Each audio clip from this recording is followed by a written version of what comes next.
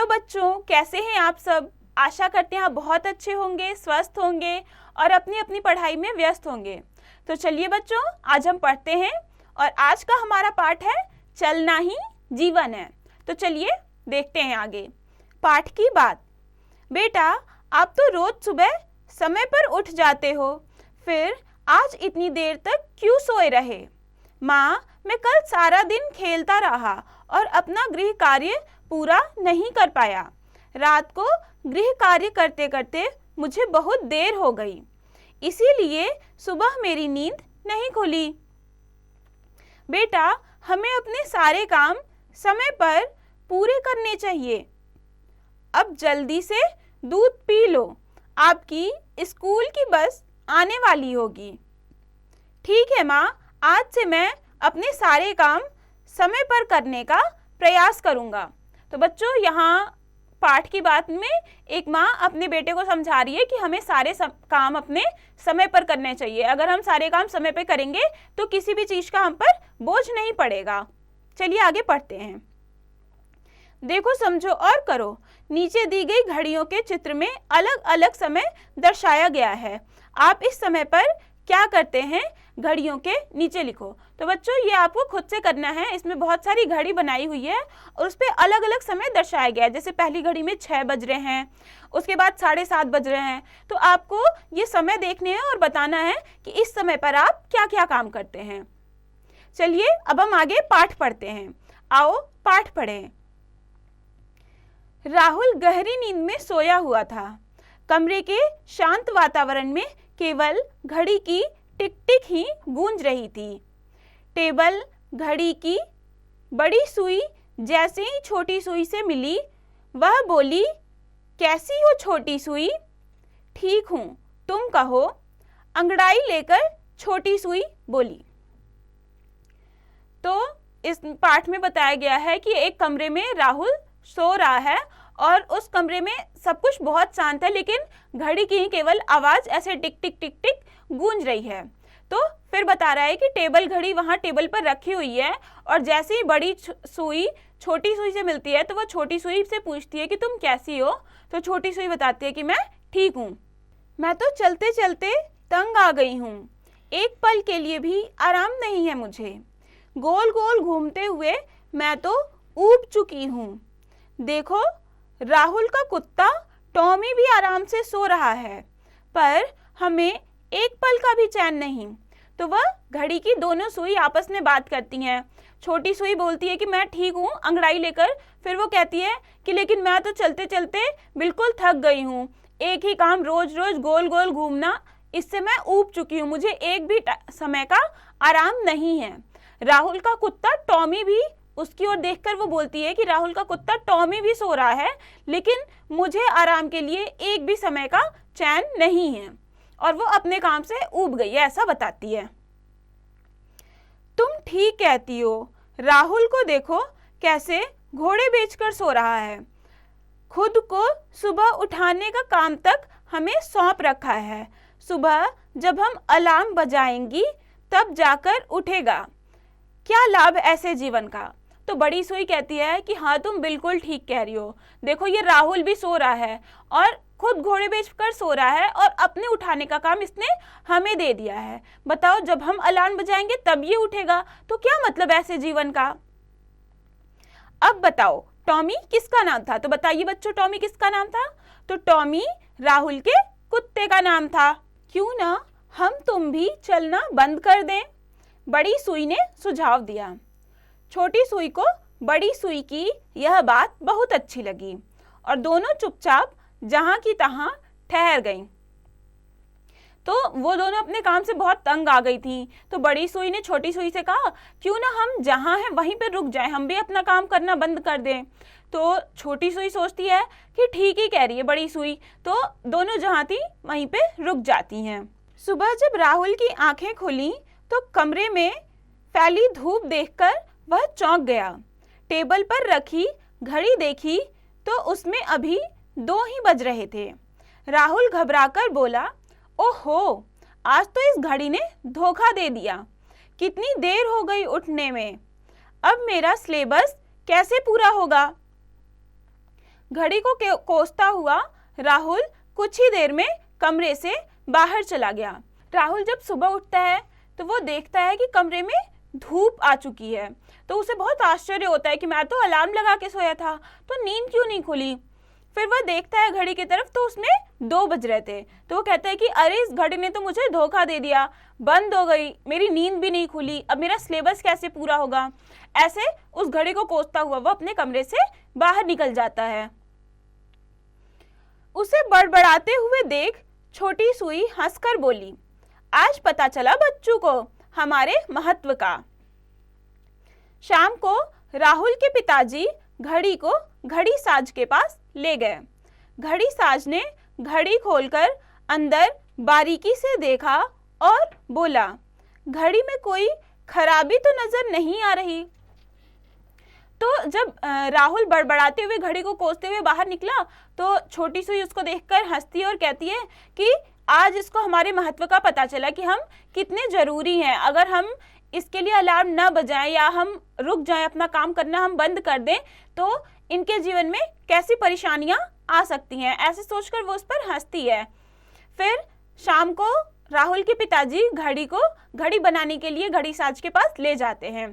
फिर जब वो घड़ी बनाने वाला घड़ी को खोलकर देखता है तो वो कहता है कि इसमें तो हमें कोई खराबी नहीं नजर आ रही है। घड़ी साज ने घड़ी खोलकर अंदर बारीकी से देखा और बोला, घड़ी में कोई खराबी तो नजर नहीं आ रही, पर शायद यह बहुत पुरानी हो गई है, इसलिए नहीं चल रही। आप इसे अब आराम करने दीजिए और नई घड़ी ले जाइए।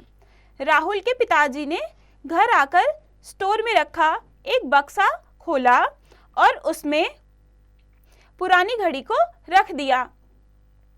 तो वो घड़ी साज जो घड़ी बनाने वाला होता है उसको कहते हैं। तो वो बताता है, वो उसमें देखता है घड़ी में और कहता है कि इसमें कोई खराबी तो नजर नहीं आ रही है, लेकिन शायद ये पुरानी हो गई है, इस वजह से नहीं चल रही है। तो आप इसको आराम करने दीजिए, मतलब इसको रख दीजिए और नई घड़ी ले लीजिए। तो राहुल के पिताजी उस घड़ी को लेकर आते हैं और पुराने बक्से में रख देते हैं। इसके बाद उन्होंने बक्सा बंद किया और बाहर आ गए। बक्से में कई टूटी फूटी चीजें पहले से पड़ी हुई थीं।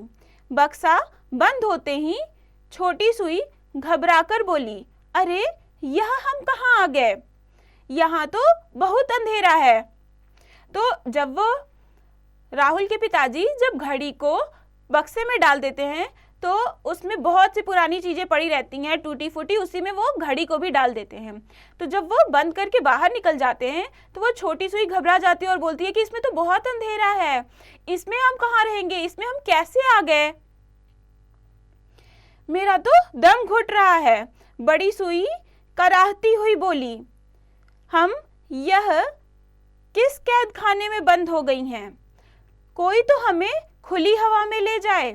परंतु वहां छोटी व बड़ी सुई की बातें सुनने वाला कोई न था। तो छोटी बड़ी सुई भी वहां बहुत कराहते हुए, मतलब कि बहुत परेशान होकर बोली कि यहाँ तो मेरा दम घुट रहा है, हम यहाँ कहाँ आ गए हैं, कोई तो हमें खुली हवा में बाहर ले जाए, हम यहाँ कैसे रहेंगे। लेकिन वहां उनकी आवाज सुनने वाला तो कोई नहीं था।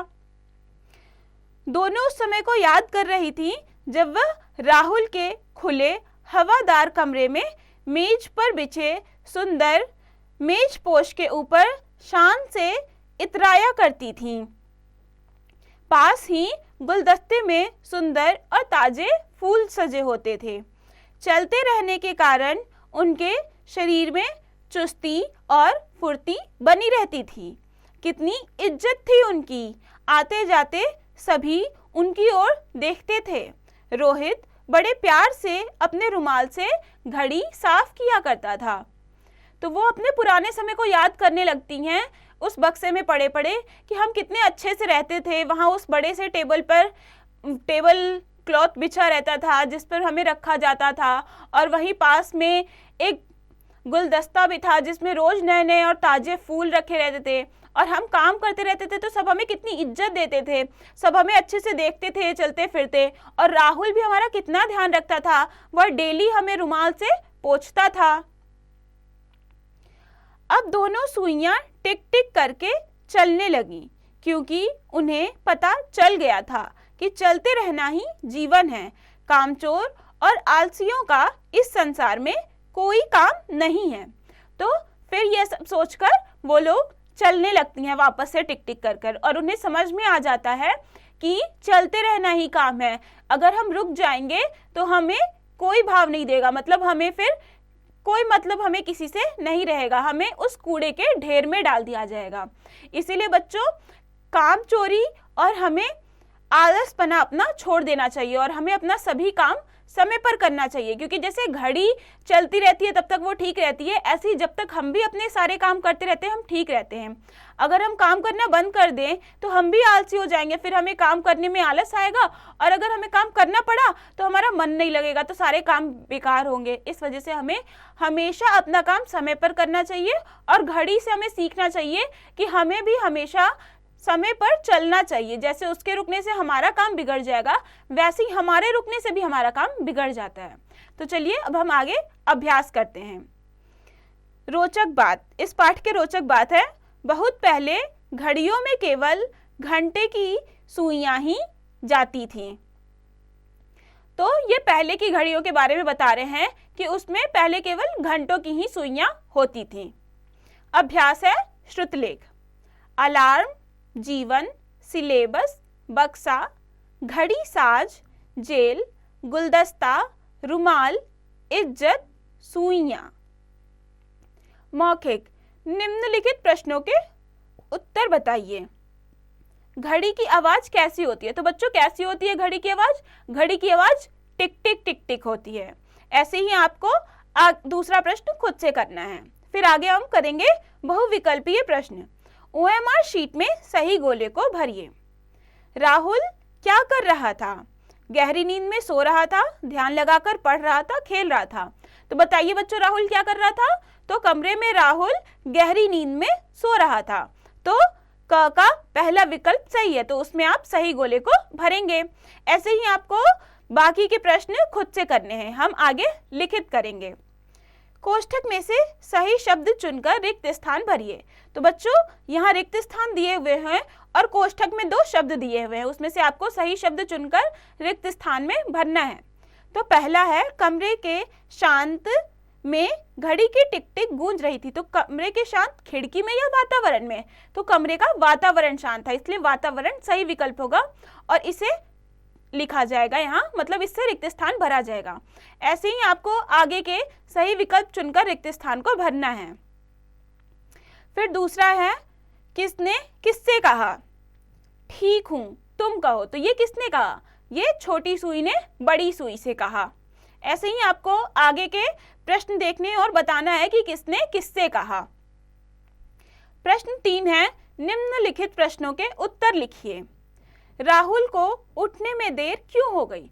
राहुल को क्यों देर हुई बच्चों? क्योंकि घड़ी चलते चलते बंद हो गई थी और राहुल का अलार्म नहीं बजा, इस वजह से राहुल को उठने में देर हो गई। ऐसे ही आपको पाठ पढ़ के आगे के प्रश्नों के उत्तर खुद से लिखने हैं। अब हम आगे करेंगे भाषा की बात। निम्नलिखित शब्दों में कर जोड़कर नए शब्द बनाइए। जैसे यहाँ बहुत सारे शब्द दिए हुए हैं जिसमें कर जोड़कर हमें शब्द बनाना है। जैसे सो, तो सो में कर जुड़ेंगे तो क्या होगा? सो कर। ऐसे ही आपको बाकी के शब्द दिए हुए जो हैं उसमें कर जोड़कर शब्द लिखने हैं। फिर दूसरा प्रश्न है, पाठ में से ई की मात्रा वाले शब्द छांटकर लिखिए। तो इसमें बड़ी की मात्रा वाले शब्द छांटकर लिखने हैं। तो हम क्या लिख सकते हैं? तो पहला शब्द क्या है? घड़ी। तो घड़ी ही बड़ी की मात्रा वाली पहले शब्द हो गई। ऐसे ही आपको बाकी के भी शब्द बहुत सारे छांटने हैं और जितने भी रिक्त स्थान दिए हुए हैं आपको उसमें भरना है। फिर आगे है, आप क्या करते यदि? किसी भी काम को करने का कोई समय निश्चित नहीं होता। तो बताइए बच्चों, आप क्या करते? यदि कोई काम करने का समय निश्चित नहीं होता तो आप कैसे काम करते और कब करते, ये आपको बताना है और लिखना है। फिर आगे है, यह भी करो। दी गई घड़ियों में दर्शाए गए समय को लिखिए। तो यहाँ घड़ी दी गई है और उसमें बहुत सारे समय बताए गए हैं, मतलब अलग अलग घड़ी में अलग अलग समय दर्शाया गया है। वह आपको बताना है कि कौन सी घड़ी में कितना समय हो रहा है। दूसरा है, समय का महत्व। विषय पर कुछ वाक्य लिखिए। ये भी आपको खुद से करना है कि हमारे जीवन में समय का क्या महत्व है, और इस पर कुछ वाक्य आपको बनाकर लिखने हैं। यह पाठ हमारा समाप्त हुआ बच्चों, और हमने इस पाठ में पढ़ा कि हमें चलते रहना ही जीवन का काम है, क्योंकि आलस और कामचोरी से जीवन नहीं गुजरता है। हम तब तक ही महत्वपूर्ण रहेंगे जब तक हम अपना काम समय पर करेंगे, और अगर समय पर काम करेंगे तो कोई भी काम हमारे लिए बोझ भी नहीं बनेगा। इसलिए हमें सारे काम समय पर करना चाहिए, नियम से करना चाहिए। जैसे कि सूरज, चांद, सितारे सब कुछ अपने समय पर आते जाते हैं, वैसे ही हमें भी अपने सारे काम समय पर करना चाहिए। तो इस पाठ को पढ़िए, सीखिए, समझिए और इसके अभ्यास को खुद से कीजिए।